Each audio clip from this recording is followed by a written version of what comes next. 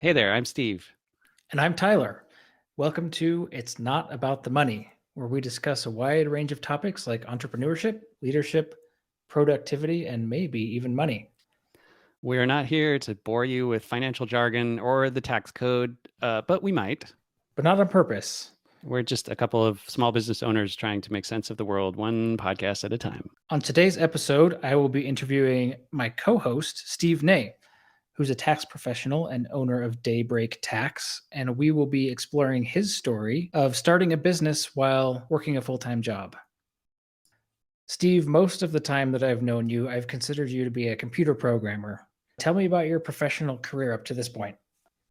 That is an accurate assessment up to this point. I got a degree in computer science and started my career in some technology companies. I worked for an insurance tech company for a while. I worked for Amazon for 4.5 years. During some of that time, I I was interested in the FIRE movement, financial independence, retire early. I think you've heard of Oh that yeah, as well. definitely. Who hasn't been Um, enchanted by that at some point? right, it's an alluring dream. And one of the big blogs in the space. I don't know if he's still around. I haven't read him for a while, but was Mr. Money Mustache Mm. was very influential in my thinking early in my career. Until I had kids, and kids are expensive. So uh, the priorities have shifted somewhat to making a good life for my family in the meantime, instead of being super frugal and saving things for some future date where we can enjoy it all. It's more about enjoying life as we go along now. Absolutely. I think someone who works with people on their personal finances and on their budgets, that concept of prioritization and considering having a good life on top of your financial goals is something that we talk about a lot. Yeah.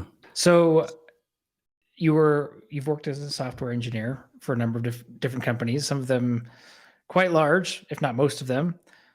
Mm-hmm. But through the last few months of our friendship, just talking, you've told me about how your transition, you've started a business basically. I'd love to hear more about that, especially what is driving you to pursue additional work on top of your corporate job that you already have. Yeah, that is a great question. I do still, as you mentioned, work in the software industry. I'm currently doing more on the cybersecurity side at a tiny little company, which is also really fun. But what what got me interested in having another job on top of all of that? It's kind of a long story. I mentioned the my interest in the fire movement, and I've been a long time YNAB user. You Need a Budget. Mhm. That's great budgeting software that really resonates with me. And I have also always loved doing my own taxes, which I have been told is rather unusual. Well, you've been told correctly. I mean, I guess there are Okay. people that probably enjoy it, but I it's a imagine special there are other talent. people like me out there, Yes. but yes, not everybody likes doing their taxes, and I do. So that kind of got the wheels turning early on. I used to listen to a podcast by a CPA named Andrew Carroll, who runs a whole bunch of companies. One of them is CFO Andrew. He does taxes for individuals and solopreneurs and small businesses like that. And well, anyway, on his podcast at the time, he was giving some advice to someone who wanted to get into the industry but didn't necessarily have a CPA at the time. And his recommendation was to become an enrolled agent, which is an IRS designation specifically for taxation. So it doesn't have all of the same educational requirements as a CPA, but it is focused primarily on taxes and has a lot of continuing education requirements around that. So being an enrolled agent means you're up to date on the tax code and you know kind of what's going on there. Mhm. So his recommendation was go do that and then start a business doing taxes and then kind of ease into it there, see what you like about it, and if you want to grow into that kind of a practice, and then you can add on other things later as well. So let's back up for just a second. So you're in the software industry. You're a little bit of a personal finance nerd. You enjoy using. You need a budget to do your own finances, and you like doing your own taxes. Can you tell me a little bit more about what it is about doing your taxes that you enjoy so much? Well, Because I think it's a very uh, interesting question. I mean, I yeah, for sure. um, I wonder if it's like does it have to do with just having a really solid understanding of your own financial situation? Is it more about getting maximizing the refund that you're able to get from the IRS? What is it that appeals Hmm. to you so much? Right. I think it's all of those things, and there's also a piece of doing taxes that's very similar to computer programming, where you've got a system, whether that's the computer and the programming language, or whether it's the tax code and your personal finances, and you're trying to find the best solution. Sometimes it's straightforward, and sometimes you have to get creative. But being able to put all of those pieces together and create something that works really well together, that is something that I find appealing about both of my careers. So it sounds like problem solving and optimization are at the heart of that. Yeah, that's a great way to put it. There's also something that feels, I don't know, virtuous, I guess is kind of an odd way to describe it about it. But I remember my mom sitting down, in the 90s with the paper tax forms that you could pick up at the public library and filling those all out by hand. And so she was always very in touch with our finances, and I suppose that's a big part of where I got my love for finances. Originally, it was just watching my mom do that, and that seemed like a cool thing to do, interesting at the time. So you have that childhood memory. That's interesting. Hmm. I have a similar childhood memory of watching my own father fill out those same paper tax forms. Uh-huh. And then later on, when I was in college and had, kind of one of my first jobs that would require me to file my taxes, I remember him sitting down with me and going over a paper form, and I was quite bored by it. He was into it. He was trying his best to get me excited, but I think for that first tax filing, it was like 99% him, and I was just kind of watching and hoping that he'd take care of it for me. So there's Sure. a way in which we're different. But anyway, we're not here to talk about me. Sorry, I thought that thought it was cool that we had similar memories of our parents filling out those forms. Yeah, that's fun. Let's see. Well, Okay, I'm so kind of yeah, going roundabout here, yeah, but no, where go where ahead. did we leave off? Well, you were talking about your path or potential path, maybe towards pursuing becoming an enrolled agent. And I kind of wanted to ask you, what are the different types of tax professionals? You mentioned, I think, one or two that you can become. And what about being an enrolled agent is a good fit for your career and your goals right now? Yeah, there's lots of ways that you can prepare taxes and get paid to do it. You can be an unenrolled preparer, is what as the technical term, where you don't have to have any credentials at all, and as long as you are comfortable and know what you're doing, you can have people pay you to prepare their taxes. That's one option.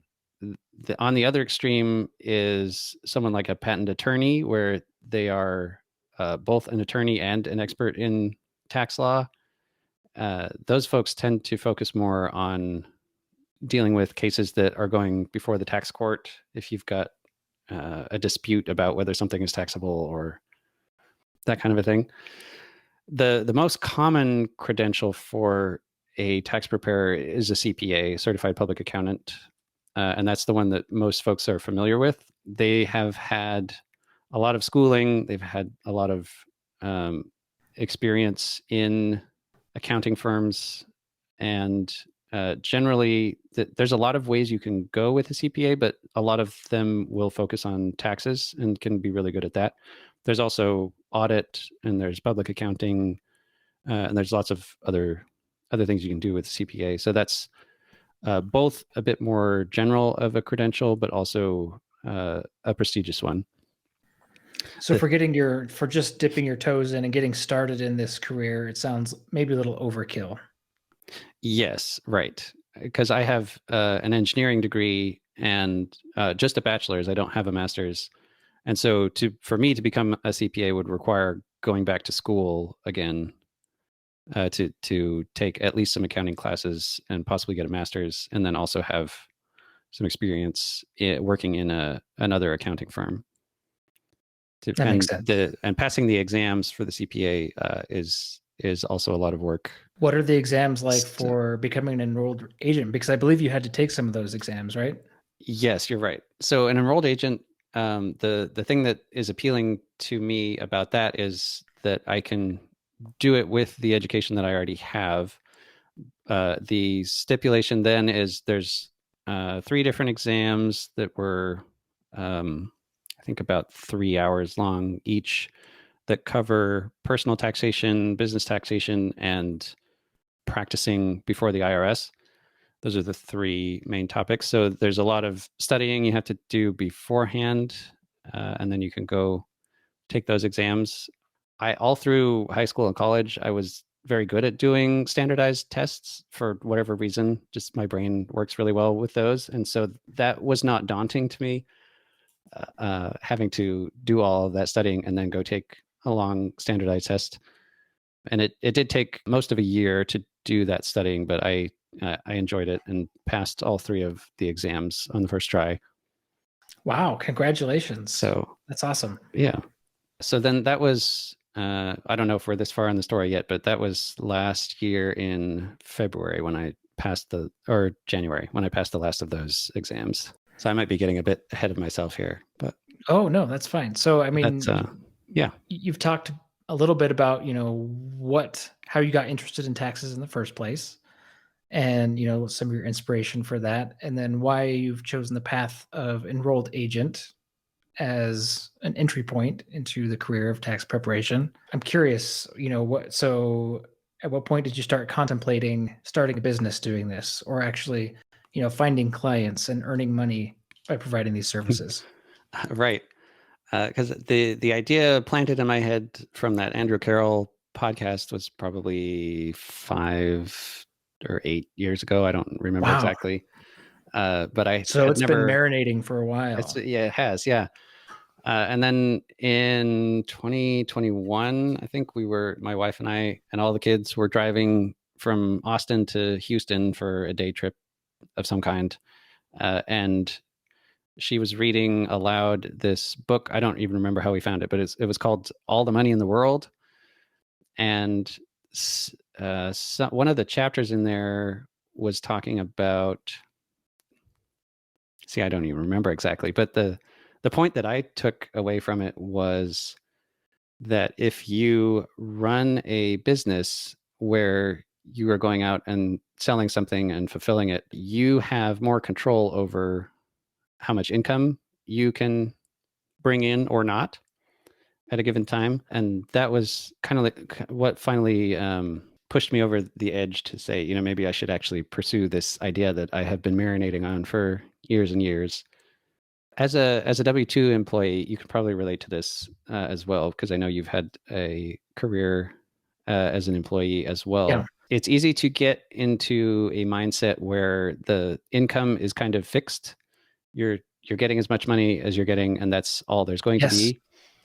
You can hope for a raise or a bonus or something, but that's kind of out of your control on the day-to-day basis.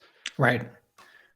So this idea of, well, hey, I could go start a business and be in control of how much money comes in was liberating to that mindset. It sounds a little obvious to say that now, but it was kind of a revelation to me at the time of like, well, maybe this is the nudge that I need to finally go try that thing. Right.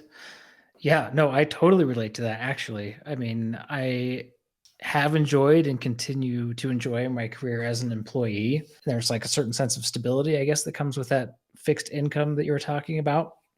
Mm-hmm. Not that any job is, necessarily secure. A lot of it is out of our control, but you know, at least the concept of getting a regular paycheck after showing up to work is there's some stability in that.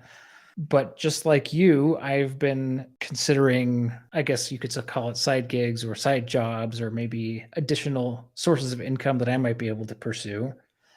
And I think part of what intrigues me about that is the same thing that you're talking about, which is, you know, the ability to have some agency or some say or some degree of control over increasing my income as like a direct result of work that I'm putting in, as opposed to just trading my time for a paycheck. Now, you know, I think it's not that any business that I start would immediately scale so that I'm not trading time for money or anything like that, but having that degree of control is like very attractive. That idea Absolutely. is very attractive. Yeah. Yeah, and it's never that way at the beginning of any Right. business, but you As we can know, see a right? point in the future where you can get leverage out of running a business that you can't get out of just being a W-2 employee. Exactly. Yeah. Yeah. So all the money in the world, the book that you were listening to or having your wife read or listening to your wife read was a tipping point, it sounds like. Hmm. I don't think we even finished reading that book, actually. So, You got the inspiration you needed but and it was that off to the inspiration races. was enough of it, yeah, for the Yeah. to kick that off. So I started studying for those exams. I think later that year, and eventually passed them and got the enrolled agent credential. But it was a little too late in the season to start taking clients. Then it was February when I finally got it. So I kind of just spent the rest of that year. This was last year, 2022, just kind of getting things set up so that 2023 I could finally start serving real paying clients. Yeah, yeah. Well, that's exciting. So I know both you and I in the past have dabbled with all kinds of ideas, whether it be blogging or social media, etc. So I'm curious, like, what's the difference? At least in my case, I can't speak for you necessarily, but none of those efforts really took off for me, and definitely didn't become income generating. So, like, what's the difference for you between past hobbies or, you know, efforts that you've put into putting yourself out there, whether for business or pleasure, I guess you could say, and this one where it seems like you've really doubled down and you're committed to this idea? Yeah, that's a great question. The things that I've tried before have all been, like you say, blogging. I can think of at least one endeavor in that realm. I dabbled with creating a software product for a particular niche, but never got that off the ground. I think the difference this time is that this is a service business. Service businesses are a lot easier to get started with, like getting the distance between beginning the business and seeing a paycheck from a client is a lot shorter than content marketing or building a software product, Mhm. just because of the nature of the thing that you are delivering. So that's one of the big differences. The other is, I don't know, I feel like I've committed a lot more. I've put in a lot more actual resources, time and money to getting this one started than I ever did any of those previous endeavors. So it feels a little more like, hey, I've got to actually make something out of this investment that I've begun. Right. Yeah. Yeah. And then by the time I got an actual paying client and saw the fulfillment all the way through, got their tax return filed and got paid, that was a very exciting thing. Like it's kind of, I don't know, intoxicating, I guess, of, hey, I've delivered value for someone and Mm. it's actually working. This is maybe a legitimate business now. Right, right. You got that feedback, and it was a signal that this could work, like, pretty Yes. early on, maybe. Yeah. Yeah, that's a great way to put it. You know, there's a lot of discussion out there, especially in the hustle culture on the internet, about starting a business that follows your passion or pursuing a career that you're passionate about, and there's a big debate where, you know, as to whether that's a good idea. But one of the thoughts that I has stuck out to me in that conversation, and I think it's from author Cal Newport. He has a book, So Good They Can't Ignore You. At least this idea comes from him in my memory. We might have to double check that. But if not, anyway, the concept is good, which is, you know, seeing that money come in as kind of validation of the idea can create passion in a way that just following your passion might not be able to sustain over the long term, right? It becomes like Ah, a feedback loop. So you put out something of value or that you hope will be of value into the world. Somebody pays you for it, and that generates the excitement that you need to keep going, as opposed to, I love doing taxes. I don't know how long you would love to continue doing taxes, especially for other people, if you never had that payoff, I guess. yeah, that makes sense. Seeing the validation of the idea is inspiring. I mean, you said, what was the word you used? It was exhilarating or Intoxicating? intoxicating. Yeah. Exhilarating is Went probably right a to your better head. word. Yes. That's Yeah, awesome. yeah. Yeah. That's cool. Okay. So walk me through. So now you're an enrolled agent. You've passed your tests. You finished that process up a little bit too late in the tax season to really start taking clients. And this is in 2022, I think you mentioned, right? Yes, that's right. So between then and now, how's the business going? Have you been able to land clients? What has that process been like? And what has been maybe the biggest hurdle to overcome in getting your business started now that you've got the credential? I have, yes, been able to serve probably 12 or so clients so far this Nice. year, and we're just past the deadline, the tax deadline for 2023 as we're recording this. So um, that's pretty good for a first season, That's I think. fantastic. Yeah. The biggest hurdle for me has been not the getting of the credential and the passing of the exams, although those were big hurdles to clear. But it's been more of on the networking side. Mhm. And I'm an introvert, and so I don't naturally like to go socialize with other people. But as I've kind of pushed through that discomfort and gotten out there and met other business owners, like they're just fascinating people and they have fascinating businesses. And so it's been very rewarding to have done that. And those relationships have been the biggest source of leads for new clients, whether it's they themselves or referrals of other folks they know who are looking for a tax preparer. That's kind of been the most difficult thing, and also the biggest payoff so far has just been building relationships Interesting. with other business owners. So even though you would classify yourself or characterize yourself as an introvert, you recognize the importance of getting out there. I mean, letting people know, right, that you have a business, that you have a service to offer, connecting with them, and as a result of that, generating referrals. It's a beautiful story.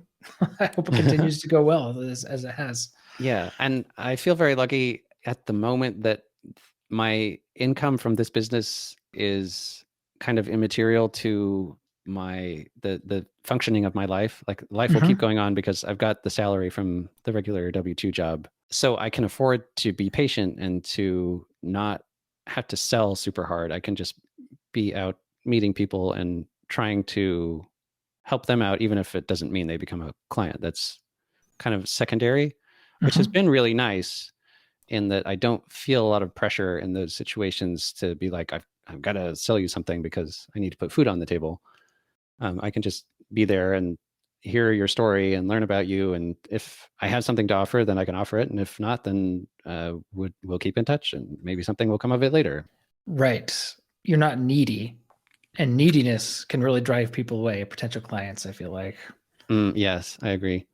Well, I think the concept of networking, of growing a referrals based business will probably be a recurring theme on this podcast, because both of us are in a similar type of situation. And we're hoping to talk to other people who are also growing small businesses in similar ways and learning about their experiences. So I'm sure we'll have a lot more to talk about when it comes to that as the episodes move forward. Yes. So, what has been the most, we talked about your biggest hurdle. What has been the most exciting part or the best part about launching your business? I think again, there my answer would be that just meeting other business owners, other fascinating people, and learning about what it is they're passionate about, how their business runs, what kinds of solutions they're putting out into the world that I never knew existed. Like for example, last week or the week before, I met a wedding officiant. She conducts wedding, like she's the the person that performs the actual ceremony in the wedding. Right. And I had never met anyone like that before who was not a member of a clergy or a government employee.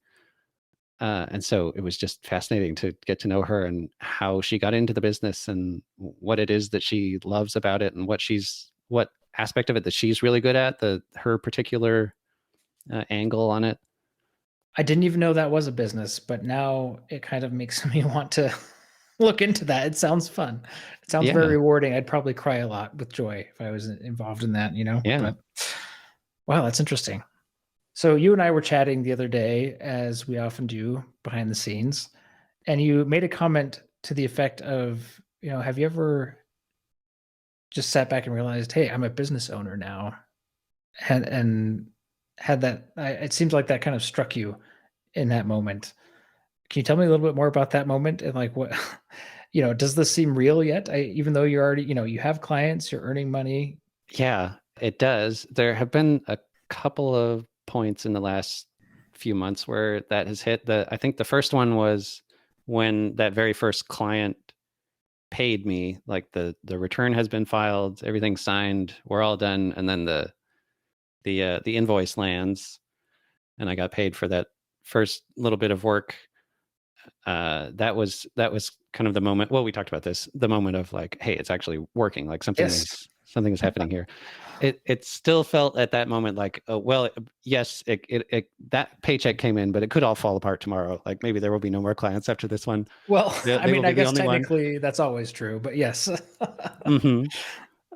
So, but as the months have gone on, and I've gotten a few more clients and been able to learn like so much about the tax code and things, I learned a whole lot during the studying for the exams, but actually where the rubber meets the road, there's so much more that I didn't know yet that I know now, and I'm sure that will be true for uh, a few years from now, at least, if not Mhm. forever, probably forever, actually, because the tax code is always changing. But Oh, that's right. uh, Yeah, you'll never run out of things to learn. right. But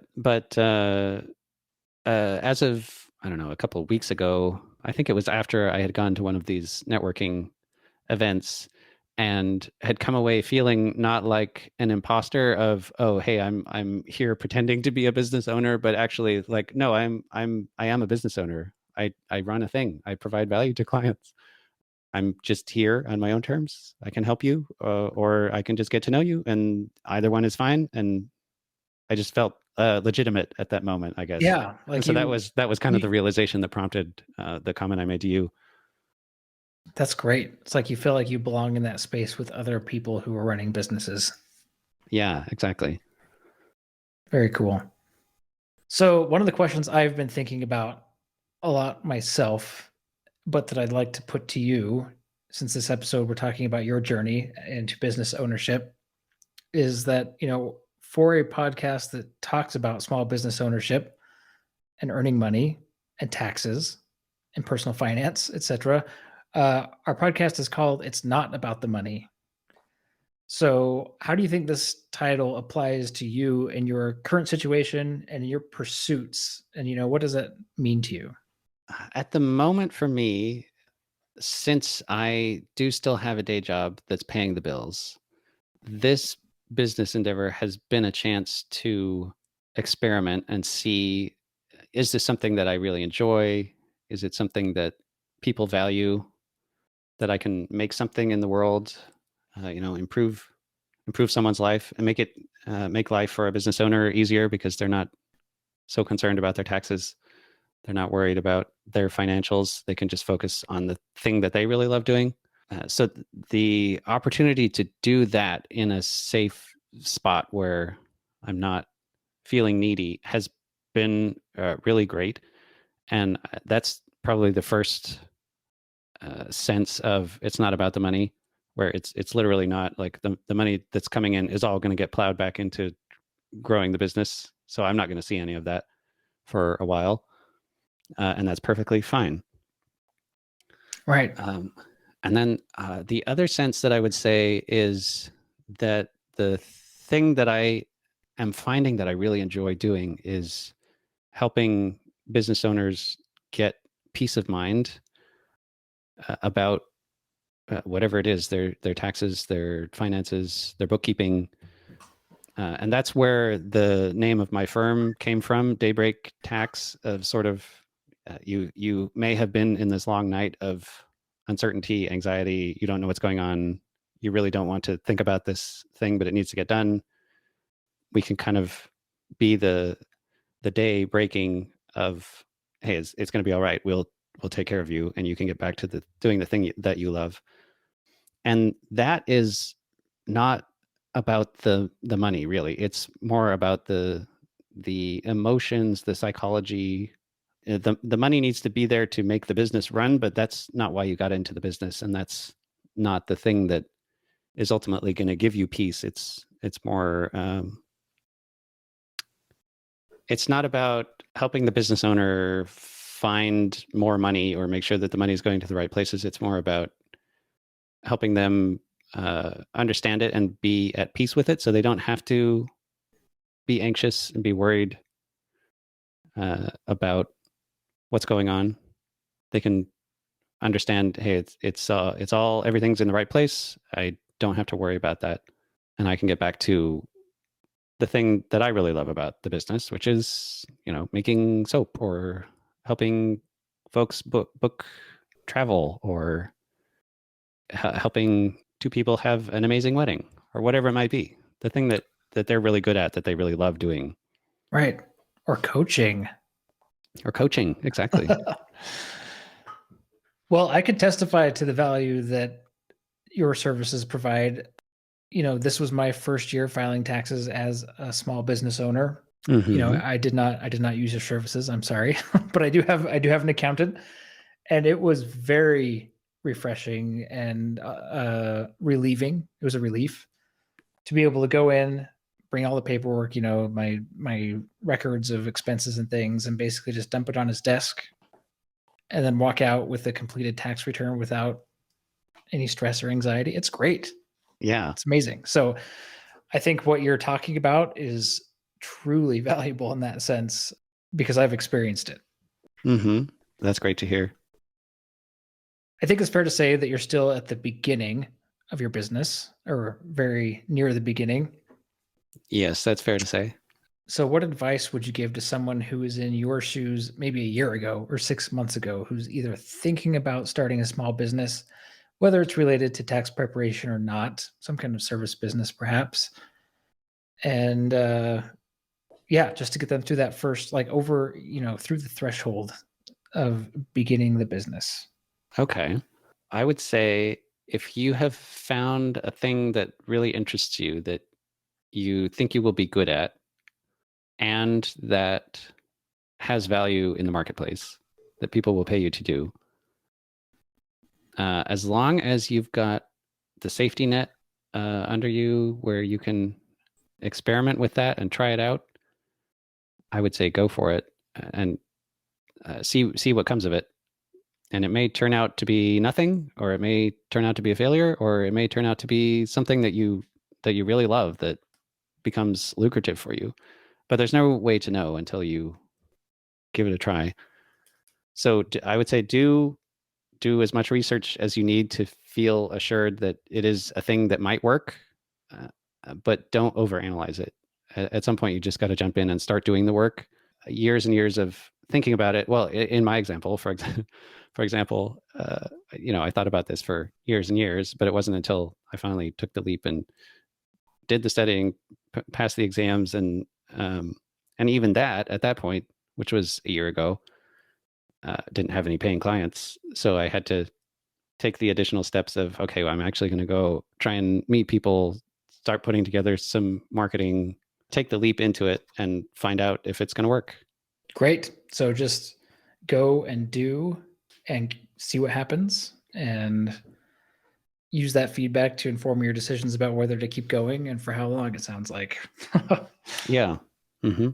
So I'm curious, in a service like tax preparation, it seems like you kind of have built-in demand, in that it's the law, right, for everybody to file their taxes. It is. Did that help help you feel more confident in the beginning that this is something that you would be able to pull off, or were you still worried and maybe even insecure about other aspects? Like, yeah, sure, everyone has to do it, but do they really want it? How will I personally build a clientele or anything like that? Yes, it is the law. Everybody has to do it. Depending on how complicated your tax situation is, the software out there, the TurboTax, the H&R Block, whatever, are really great for a lot of folks, and that's all you need. Like, you don't need a tax pro if you just got a W-2 and a few simple other things. That's all. Like, you don't need to hire me for that. You can do it yourself. But there are a lot of reasons why, even for simple situations where maybe you just don't want to do it. You don't want to deal with the headaches of that. I had at least one client this year that they could have done it themselves and it would have been pretty easy, but they're like, we have in the past, we're done. We want to have somebody else take on that stress for us. That's me. Exactly. Yeah. That is exactly me. Yeah. So I provide value on that side, and on the business owner side, that's, I think, where the bigger market is, and that's the side of it that also interests me more, because there's more going on there, more complexity, more puzzles to solve. I'm still trying to figure out pricing and exactly where do I fit in the market, as far as that goes, because I can't. At the beginning, I didn't feel like, oh, well, I can just go charge as much as this CPA who's been doing it for 20 years, because that's seems to be the market price, right? And I didn't feel secure doing that. And as time has gone on, and I've learned more about, from this experimentation of what are folks willing to pay, as I've experimented with pricing and seen the value that they are getting out of it, I've become more confident in that, and that will continue to evolve through the next season and beyond. But that was probably the biggest hurdle for me, was getting over kind of getting out of my own head about it. Like, yes, there is demand, and yes, folks are going to pay for it. But can I let myself charge what these services are actually worth to people, As if a that new makes sense? as a new entrant, basically. Yeah, right. Yeah. Yeah. Great. Is there anything else that you wanted to talk about that we haven't covered so far? I don't think so. I think that's good enough for Okay. now. And I'm sure we'll talk more about each of us and our businesses and as we go along in the podcast. But I think as an introduction, that covers all the bases. Great. Well, Steve, I really appreciate you sharing so much about your journey into small business ownership and your preparation to become a tax pro and how your business is going so far. Yeah, thank you for all the great questions. This has been fun. Absolutely. I'm looking forward to continuing this together, and we will see you on the next episode of It's Not About the Money. Hopefully, I will turn the tables on you. We'll learn more about your business. Yes, it'll be fun.